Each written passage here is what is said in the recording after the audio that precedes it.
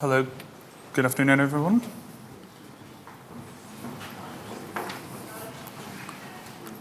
So for all of you who don't know John Skeeter speaking in Realm, thank you for coming. Lock the doors. So I'm going to try and go through this. So two things. One, there's a lot of PowerPointy stuff, but we will see code, so don't freak out. And two, I'm going to try and get through this stuff quite quickly, so you can fire any questions or we can go through any examples. And what this is going to be, we're going to kind of go into some ML.NET, but more importantly, so who here is done? Who's just a developer? Who's a developer? Who's done machine learning? Who's done ML.NET? Awesome. Okay, so basically I just want to go through how we as a company and as an individual, we went as developers and we went through this journey of how to add AI into what has now become a soon-to-be expertise or proficient within ML.NET.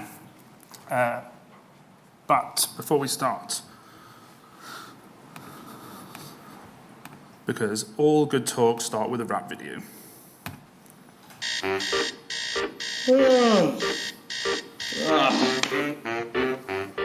Been day again.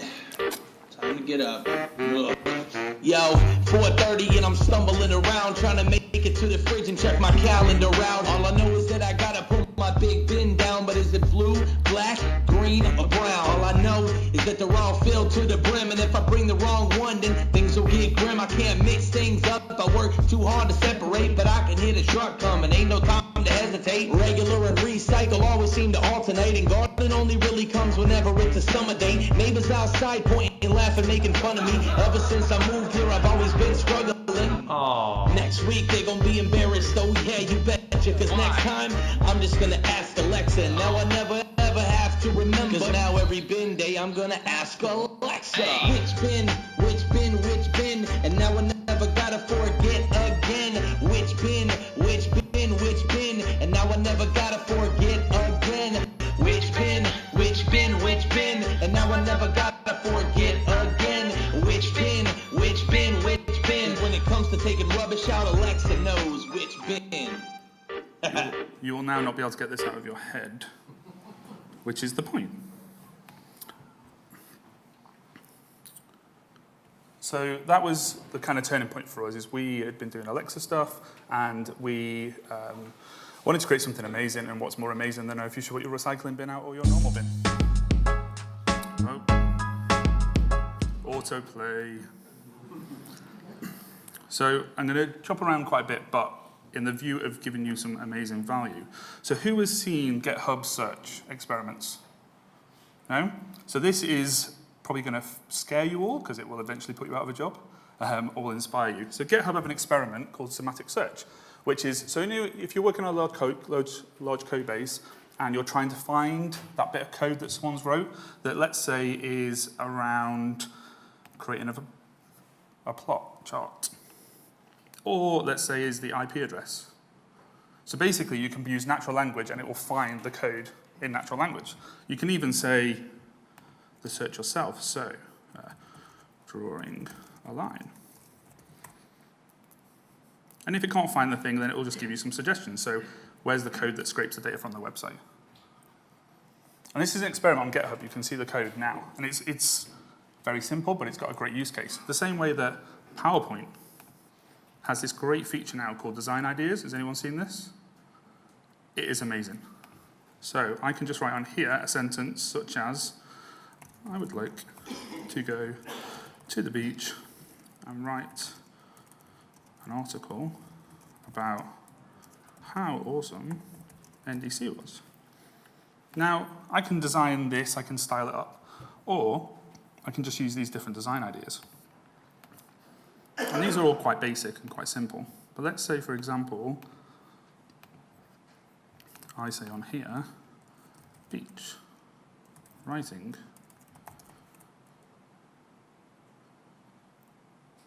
Obviously it won't work. What you'll find is it will then just start basically analyzing the words I'm using. It will grab thumbnails, grab icons, and create this amazing experience, all in PowerPoint. which is basically just a way to show you that the AI that we're using now is very much here today. It's not a future thing anymore. And for us, we got really involved in this technology around voice, in particularly following a guy called Brian, who is, like the crazy inventor guy that you see on the TV and stuff. Like, this is the dude. And the reason why he's so cool is because this will either freak you out or amaze you. So you have to really listen, okay? Oh, so whose English is their second language? Oh, crap. So this might just sound like a normal sentence to you. Right, so just sounds like weird sound? Okay, right, this one. He was sitting at his desk in his office. Right, get ready to have your mind blown. Say, this is the first one again. So Brian's been working on this technology to do this, but also what's even crazier, he's able to put it into touch. So you can just come here, touch, and it will basically say that sentence to you in your head. Amazing.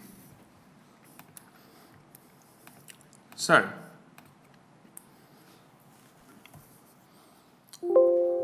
my name's Lee Mallon. I work at a consultancy called Rally Impossible, and we work with enterprise to do innovation stuff, cool things. And over the years, we've worked on websites, we've worked on mobile applications, we've worked in voice, we tried to fly drones through supermarkets to do stock checking. I do not advise it. Drones do not work inside very well. You will cut your hand open. And then we started to become a bit more intelligent about the stuff we were making. So we started analyzing user behavior, we'd A/B test, and then AI came along, and we started using things like cognitive services, because who doesn't need another example detecting how people smile on a website? And then the stuff started getting really good, and then ML.net came along. As a precursor, though, I just want to make sure you all understand, if we do Q&A, I am not a data scientist. If you start asking me about loss functions or R-squared ratios, I will look confused at you. This is very much as a developer, how can you embrace and how can you use this technology to better what you're doing? And our main mission is to use technology to provide convenience for our clients. So what's the minimum amount of steps that they can take to either use your product, buy your product, or delight the experience? And when ML.net came along, we'd been a Xamarin partner before, so cross-platform mobile applications. ML.net seemed to be the way for us to have the same experience within a machine learning situation. But what we found was the coding, as I'll show you, for ML.net is pretty simple. The examples I'll show you are like 50, 60 lines of code. It's not complicated. The bit that's complicated and painful and will drive you insane is the testing, the configuration, and the iteration over these things. So what that did was took us from a code-first approach to a problem-first approach, because we could no longer tweak how rounded a corner was on something, or was this page on a mobile app responsive or had pinch. We really had to kind of say, look, we need to get this data to be able to do these things.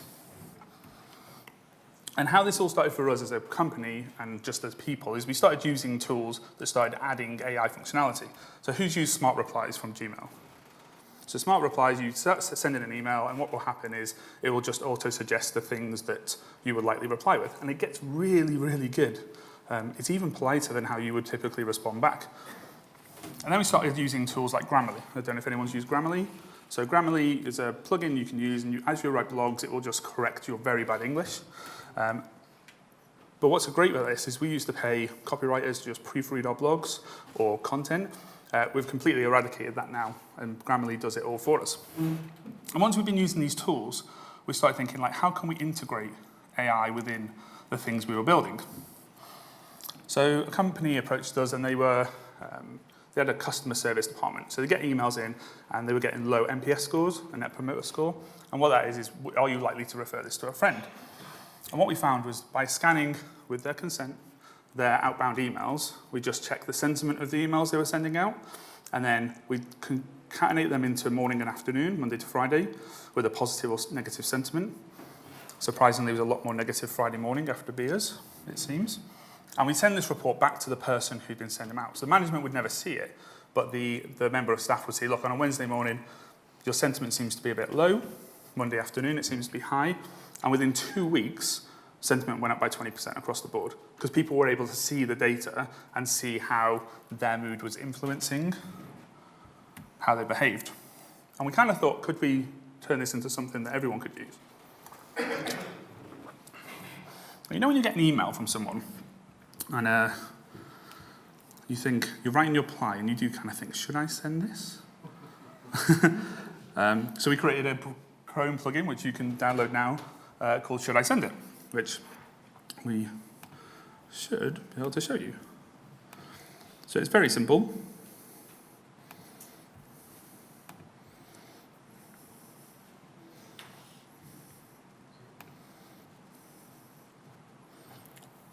So if I was just saying here, hi, how are you today? And I can just highlight the text, and it just puts this nice little smiley face in the corner. And if I press that, and the demo gods are on my favor, and Wi-Fi is, yeah, perfect. So then it'll give me a green face, which shows that the sentiment's over kind of 65%. But let's say I'm feeling a bit grumpy, and I'm like, you are being a complete arse. Which obviously is not something you would ever write. If it's green, well, it's going to be quite embarrassing. And then it gives you a red. So it's very simple. Now, the plugin, the API, the integration into Azure is less than 100 lines of code. On the free tier, up to 5,000 transactions, it doesn't cost anything either. So we kind of added this functionality into things that we've done, and then we were like, what else can we do? So then we created this thing called higher or lower, who's used the emotion APIs within Azure? Anyone? A little bit? No one, okay. So, audience participation. So you can play this yourself with friends, though it can be slightly embarrassing. So we're just going to choose the celebrity version. So what this does is you load it with pictures, and then it sends it off to the emotion APIs on Azure and estimates how old the person is. And then it shows you another picture, and the idea is it tells you, is the person younger or older? So let's have an audience game. So is person A younger or older than person B? Bear in mind this is the computer figuring it out, not reality. Younger, older? I know it's 3 o'clock, but do we think younger? Person A is younger than B? Yeah? Perfect. A is older than B.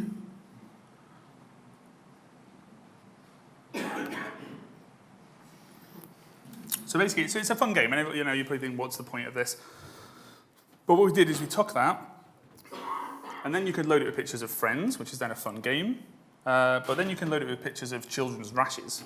And then you can use that game as a way to train your models and your learning of this rash is more severe than this rash, or this banana is off compared to this banana.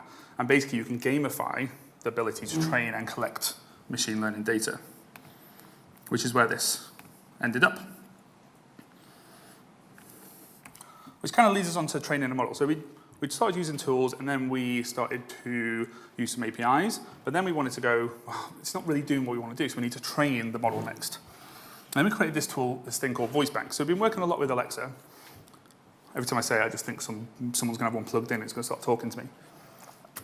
And we were working with brands, and they were like, oh, we want to use our own voice. We want to create the Disney voice or the Nike voice. And then we thought, what if everyone could create their own voice? And that's when we created this. Alexa, tell me a story. Sure. Once upon a time there was a little girl. She lived in a castle with her cuddly bear. Every night her granddad would tell her tales of dragons and heroes. Granddad, please tell me a story. Okay, Puppet. Once upon a time, there was a dragon in a faraway land.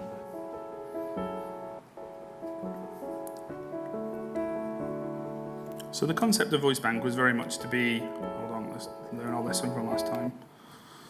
So the concept of the Voicebank was that we could build an application, we could do some research, and again, let's not think of developer code, because the code for the mobile app for this took about 2 days to build.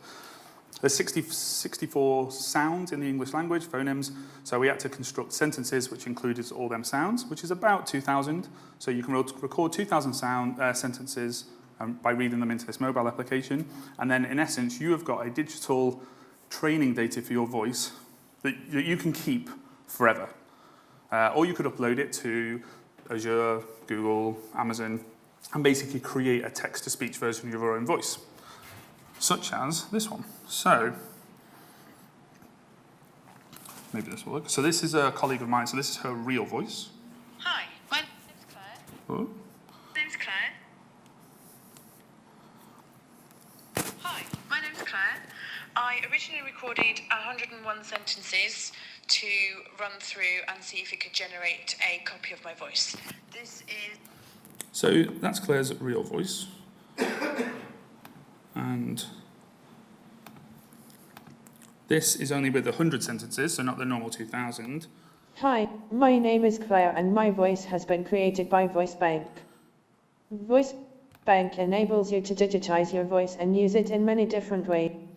So you can tell it's computerized, but you can hear the kind of mannerisms of how she would speak, and that's only with 100 sentences.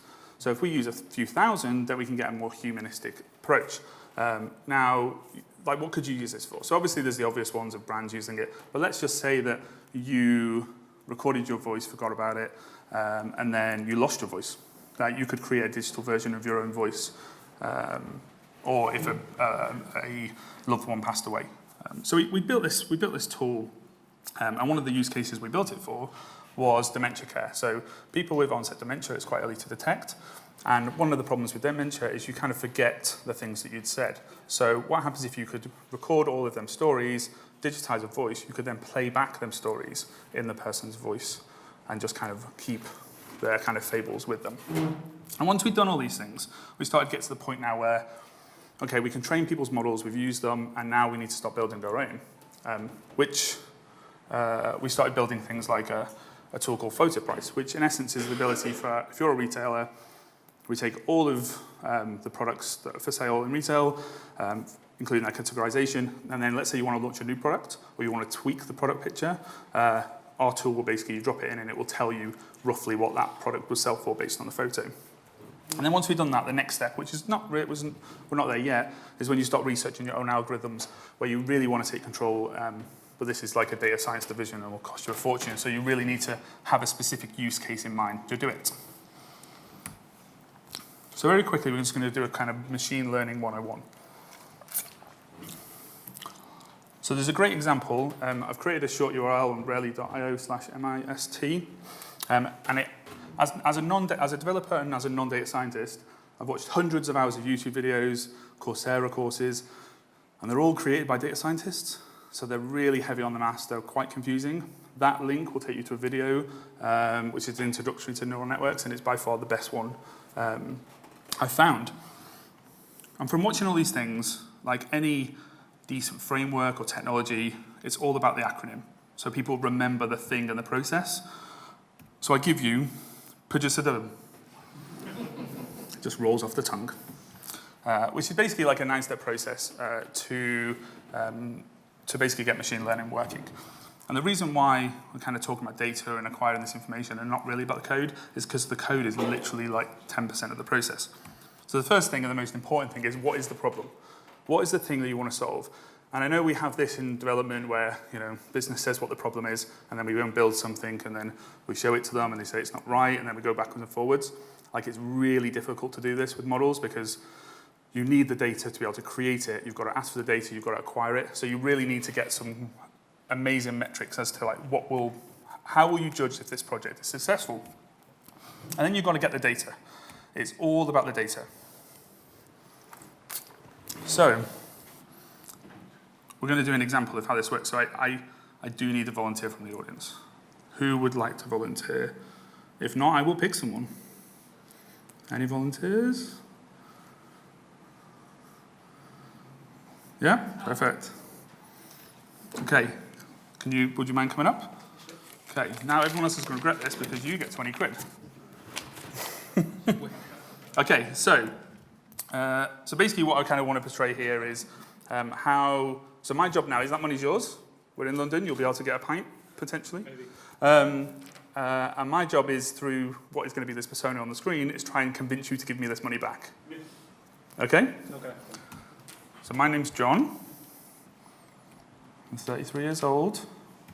Got 2 kids. Thinking about it? Oh, that was easy. Okay. So at that point, would you probably have given me the money? You're on the line? Got one on my end, so Okay. So what about, I can't get them, I can't buy any bread tonight. Yeah? Okay, you can keep the money, you can sit down, thank you very much. So basically what I'm saying is, as you gather more data, you kind of get to understand the problem. And obviously you would have given me the money, and then the next one would be my son's ill. As you get more information. But the problem is with kind of machine learning is more data is not necessarily the answer, because eventually you find some information which skews the results a little bit.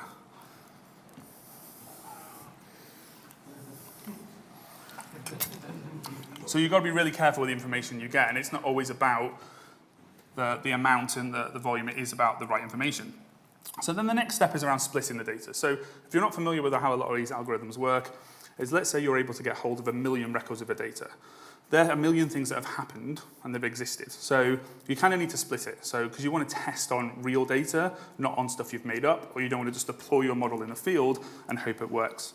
So 80-20 principle is a pretty good start. So you've got 1 million records, you take 200,000 out, keep them to the side, never expose them to the model at all, because the models are clever and they will try and kind of infer. Test it on the 800,000, and then basically run your model against the 200,000, and then you'll get some accuracy ratings, and then you can tweak and go from there. And then the next step, like all good transformers, is to transform.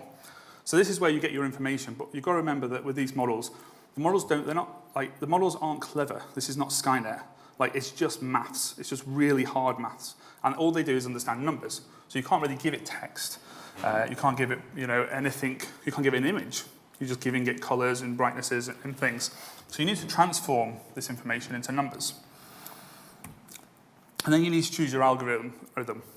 So who's data scientist or kind of does a bit more heavy ML stuff? Anyone that wants to own up? Okay, if you ask a data scientist which algorithm you should use, none of them will tell you. They're just like, well, just try a few and see what happens. And that's the problem, is no one knows. So basically, you can research this and you can kind of isolate it down to 3 or 4, and then it really is about training the model. And once you've trained the model, so this can take seconds, as we'll see in some of the demos, or one of the demos which I was hoping to show you was training for 15 hours yesterday and still didn't finish. So once you've been testing and training, you've then got to deploy it. So because you can have a model, the accuracy maybe is 90%, but will it work? Might be 90% right, but if it's controlling a plane, 10% is a bit concerning. So we need to monitor the usage and make sure it solves the problem in question. So over to ML. So a bit of a cheat sheet. So if you go to the ML repo on GitHub, the tagline is a cross-platform open source solution for machine learning for developers. And literally, that is the sentence before we hit the science. And then they talk about regression and binary classifications and clustering. And basically what it is, regression is if you want to predict a number. So if you want to predict sales or if you want to predict the likelihood of a price of something, it's a regression. If you want to say ham or spam, then it's a binary classification. If you want to label something, so there's a great GitHub labeler. So you send in the issue, and then say if it's, is it system.link, is it a system.xml example, or clustering. You have a group of people like in the audience, those who want to own up as being a data scientist, those who don't, those who are thinking about it. And then you have some terminologies within ML.NET. And the spec, so at the moment there's about 12 videos on YouTube about ML.NET. They are all out of date because they're over 3 days old. Because the schema is changing constantly. And only about a month ago, they completely changed how the learning pipeline worked. But the main things to concern is it does follow a lot of C# fundamentals. So there's a context. There's a way for you to load data. Currently, you have to load this through CSV. If you want to load in JSON, you have to you have to load it in and then get the enumerable from it. And then you can transform it so you can featureize and normalize your inputs. And then you have trainers. So trainers are algorithms. So all these different algorithms that you can apply.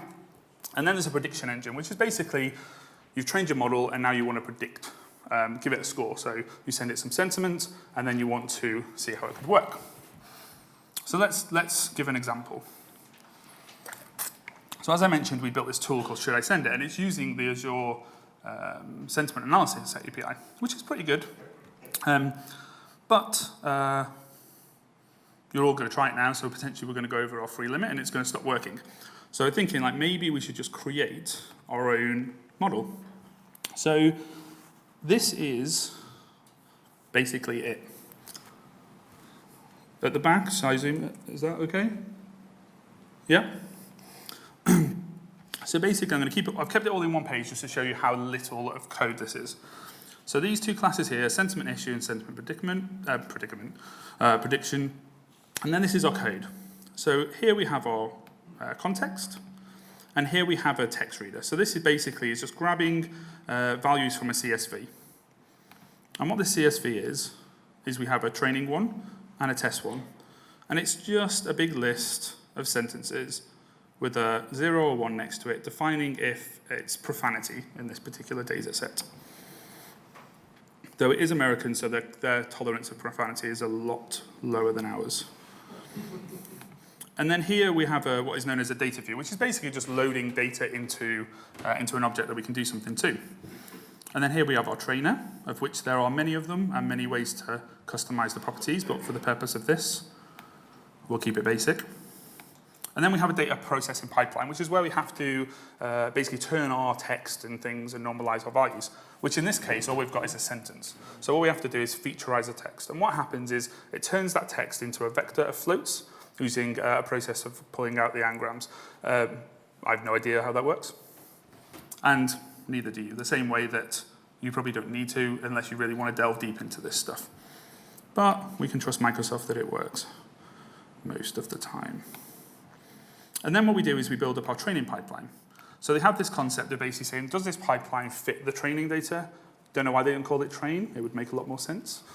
But once we've got our model, we've now got a trained model. And this trained model, you can export into a zip file and then just stick it into your .NET project and call it, query it. And if you've got 1 million calls, it won't cost you a penny. And that's your data. But before we do that, we want to kind of make sure it's kind of right. So what we do then is we also take in some test data. So as we can see here, there's a test file. And this has just got a couple, like 20 test bits of information, also saying if it's positive or negative sentiment. In this case, it's a profanity detector, American profanity detector. I have to be clear. And then here what we're going to do is we're basically going to say, of the...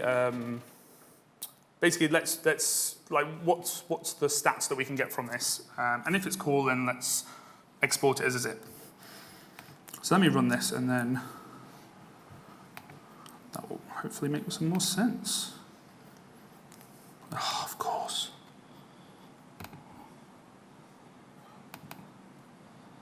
Just because I was.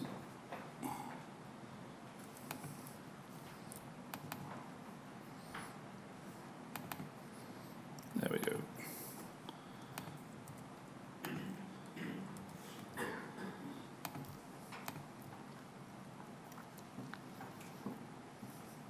Okay. So basically this is going to run, it's going to take a couple of seconds. So basically what that's done now is it's grabbed the CSV files, it's created the model, it's trained it, and now it's basically on this breakpoint to output it. And what we get is this metrics property here. Can you see that okay at the back? I'll shout out the numbers. Basically, we have an accuracy of about 72%, which is all right. So let's, for the purpose of this, let's just export that. So we're going to export it out as a zip file, but what we're going to do is just after we export it, we're going to test it. So then we're going to load it back in. So here, we're just loading in the zip that's been generated, and we're going to send it something, which is this line here, which is going to say is the sentence, this is cool, is that offensive? And we're going to look at this prediction here, and it thinks it is. Now, personally, I don't think that's offensive. So we're going to think, okay, so maybe the data's not right. So let's run it again, and let's have a look at the metrics again.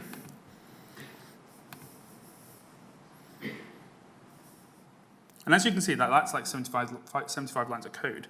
So let's have a look at the metrics. So the metrics are saying it's like 72% accurate. But if we delve in a bit more, we can see this negative recall and positive recall, precision. And what we've got here is, it only gets the negative ones right like 44% of the time, but it gets the positive ones ready 64% of the time. So this is typically a problem because we just don't have a lot of data. Like, there's only 250 rows in there. So let's get some more data to try and bolster this up. Unfortunately, I don't have a lot of unfortunately, I have a lot of sentiment data on swearing that I'm sure you could contribute. But I do have, here's one I made earlier, on sarcasm. So here we go. So basically, this is a list of headlines. Actually, before we delve into that, let me just show you this. So if you're looking for data, so this is the biggest problem with this stuff. If you work in a big enterprise and you have access to a multitude of historical information, then you're in a good place. If you're looking to test something or do something new, like getting the data and getting good data is the problem. Who has seen Quickdraw by Google? Like, this is awesome. So basically, it will try and guess what you're drawing as you draw it. So draw a jail. I see square. Oh, I know. It's jail. Like, you spend hours doing this. I see eye. Or bread. I see mouth. Oh, I know. It's sleeping bag. Okay, you get the idea. Oh, I know. It's boomerang. But what's so cool about this? It works on your phone, but you can wait like 20 minutes. But what's cool about that is you can get the data set of all the pictures that everybody's submitted. So now you have like a whole massive image library of data. The same way that if there's a thing called ImageNet, which is what a lot of the image algorithms use, and you can just search for a word, and it will just give you access to these images. I knew I should have showed that quick draw thing at the end. And then if you're doing things on voice, Mozilla have a thing called Common Voice, which is a way to give you an open data set of loads of different voices from around the world for you to build kind of diverse voice experiences. And then there's a service called, there's many of these, but there's one called Gaggle, which gives you data sets where I got the sarcasm one from, where you can basically, you can also run competitions to get this information. So let's just drop back into our sample. So we've got this sarcasm data, and again, it's been split into, I've just opened a 50 meg JSON file. So it's been split into two files, a testing one and a training one.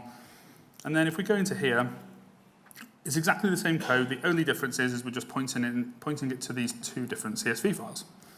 And in this case, the text column is first, and the sentiment of if it's sarcastic or not is at the end, whereas on the previous one, it was at the beginning. So if we run this one,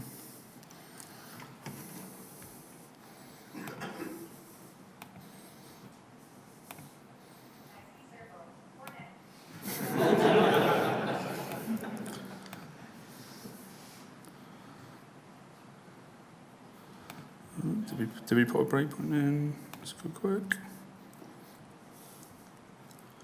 Let's run this again.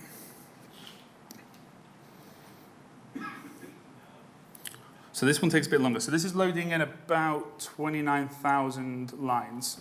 And we'll test against about 1,500. So it takes a few more seconds. So here we've loaded in our metrics. Now this one is getting an accuracy of about 89%. But more importantly, its positive and negative recall is 91% and 88%. So it's a bit more trusting. So if we now look at good morning, how are you? Surprisingly, it only does not think that is being sarcastic. Only 21%, which is cool. Now, not willing to just try anything and disrupt the dream. Let's go with man swims to work as it's quicker.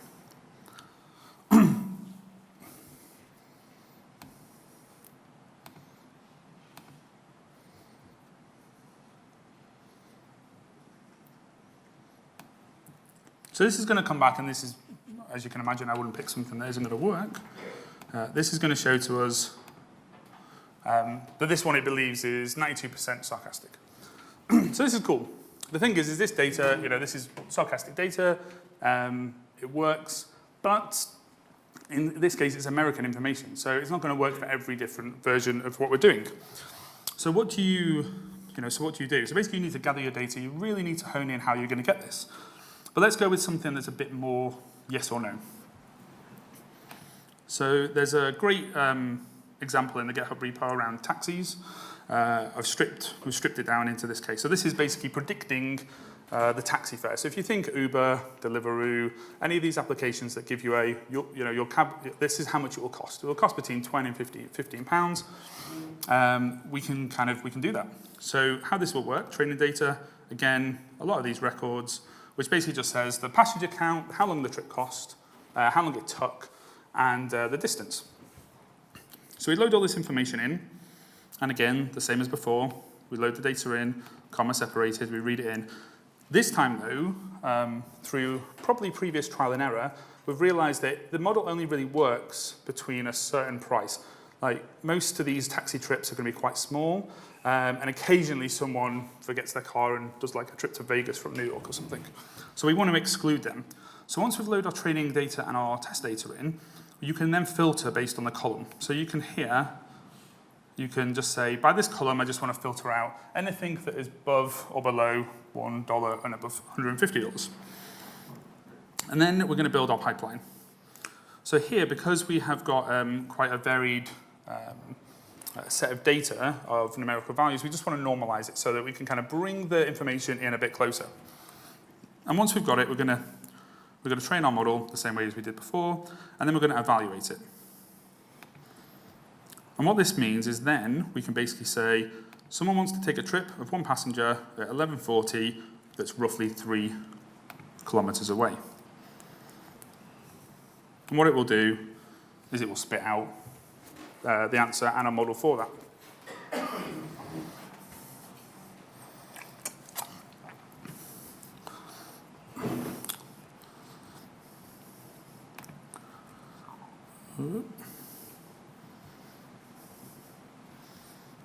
Hold on.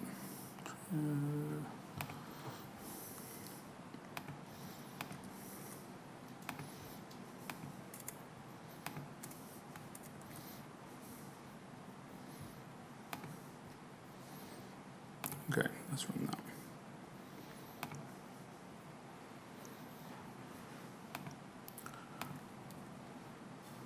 True developer style.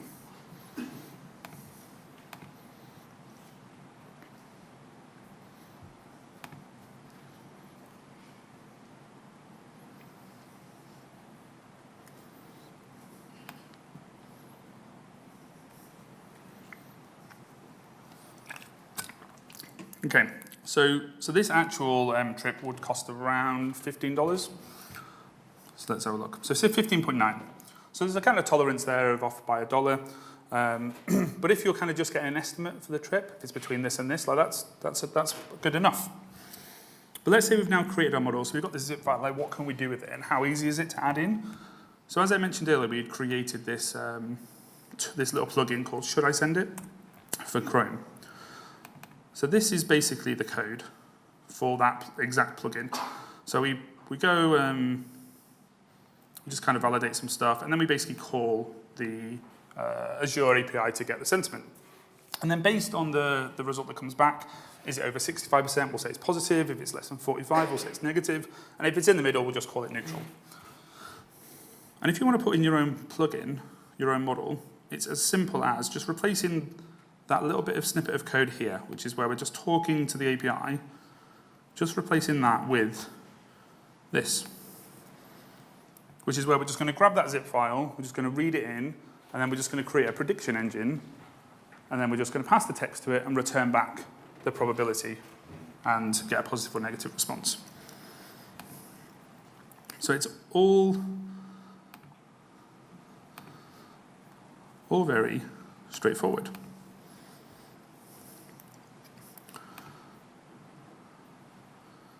But we've got to think, like, what other things could we do? What other amazing, not waste of time things could we do? John Skeet. This week, my arch nemesis. So John's on in-screen one currently. John also spoke at the Google meetup 2 days ago, which I couldn't go to because I was speaking another night. And luckily, I thought this room would be empty due to this. So I thought, like, how could I channel my inner Skeet so that, so that we could do some great stuff? Now, unfortunately, the demo gods are against me, but John tweets. So what we could do is we could just grab John's tweets, and we could create a learning algorithm around how John talks. And then we could grab how other people talk. You can actually use the Stack Overflow API, so you could grab all of his answers on Stack Overflow, which are a few. And then you could grab like how you speak or how other people speak. And then you could optimize this algorithm. And then as you're writing the emails or you're answering on Stack Overflow, you could go, is this how John would do it? And you could just select that text, and then it would give you a Skeet score. Really life-changing stuff. And basically this is the thing. So you can, if you think about this in the respect of, like, we do a lot of regression stuff. So there's all this clustering thing, and there's a lot of other things you can do with this. But the ability to predict and give a kind of sentiment or understanding is the thing we found, like, that's what companies are really embracing at the moment. But you could load all sorts of stuff, like, I would like to sound more Shakespearean in how I write. The list continues.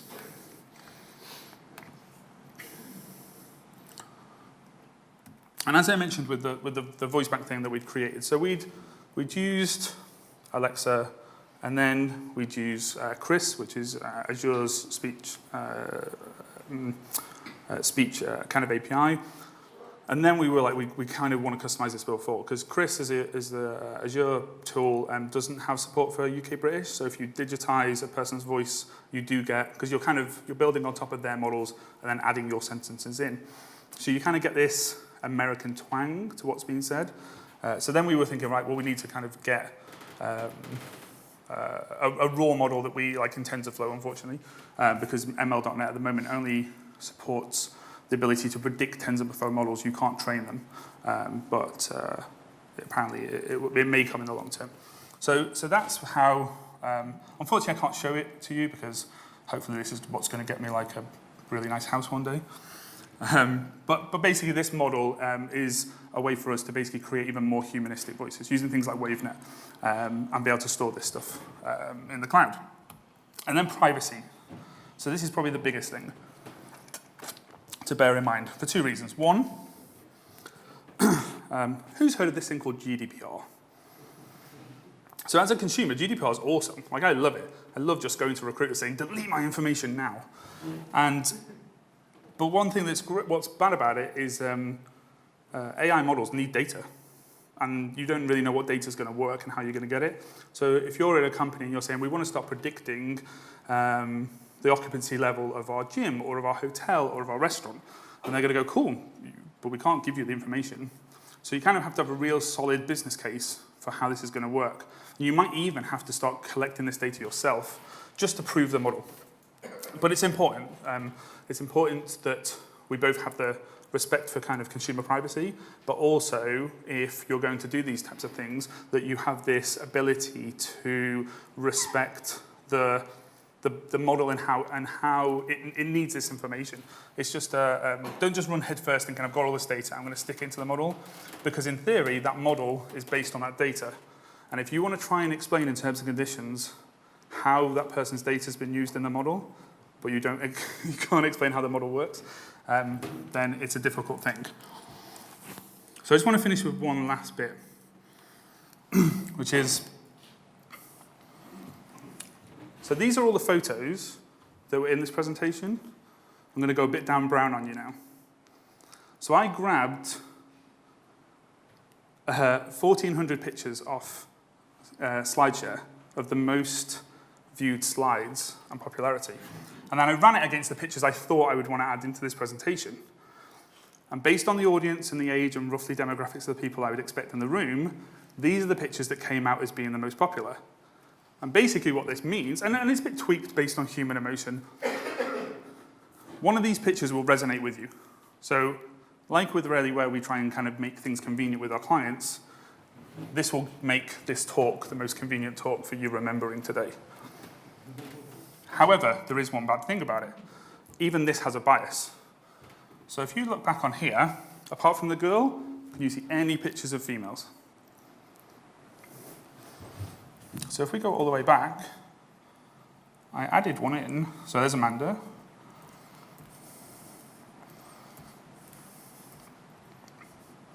We'll get there eventually.